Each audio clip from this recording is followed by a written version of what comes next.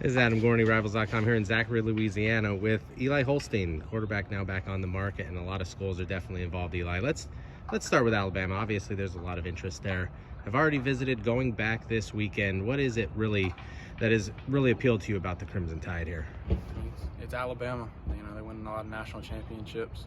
You know, they put guys in the league, and recently, especially at my position, last three quarterbacks that they've had, you know, they've started for them are starting in the NFL right now. You know, two of them were top picks in the NFL draft, other one was second round, and the guy that they have right now, you know, his first year won a Heisman, and probably going to be, you know, a top pick and probably the #1 pick next year. And just the track record that they have with quarterbacks as of lately, you know, and they're always going to have guys, you know, around you, athletes that you're going to throw that are going to be, you know, top picks in the draft when you come out as well. So you're always going to be surrounded by best guys in the country, and, you know, you're going to have the best coaching staff in the country as well. Your relationship with Bill O'Brien, how's it kind of developed his NFL experience and now his college experience? How much does that appeal to you as well? I mean, when the guy's, you know, was the offense coordinator for the best quarterback to ever live, Tom Brady, you know, he brings it up a lot. he says he uses it as a little recruiting tool, but, you know, it works.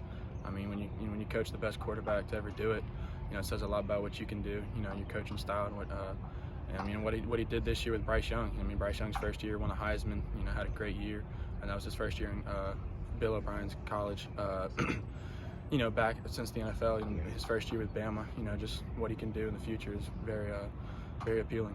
Not a lot of people get to do it, especially not a lot of quarterbacks, to sit down with Nick Saban. What's that like, and what kind of feel do you get from him?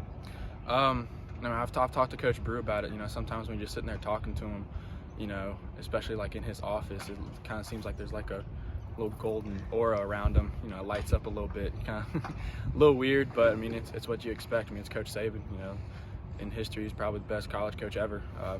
He is the best college coach ever. You know, I mean, what you see he did, you know, and with Alabama, you know, what he did back with LSU back in the day. You know, he's had some of the best teams to ever do it, and, you know, he's, you know, coaching the best program to ever do it.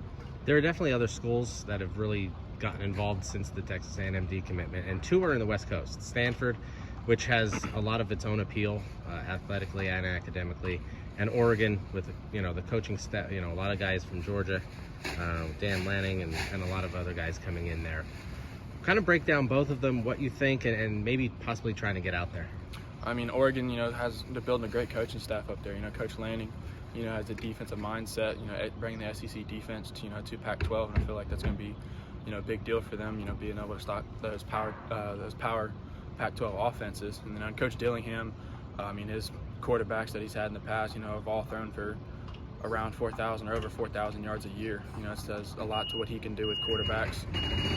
Just, you know, the type of offense that they run, you know, and Oregon's obviously going to have the, you know, the best facilities in the country, you know, with all the, you know, money that they have going into that program, you know, who's sponsoring them and stuff like that. So, you know, they're going to have the best stuff around. And then other schools have been reaching out as well. Ohio State, you said you talked to Ryan Day. Miami is going to be now involved.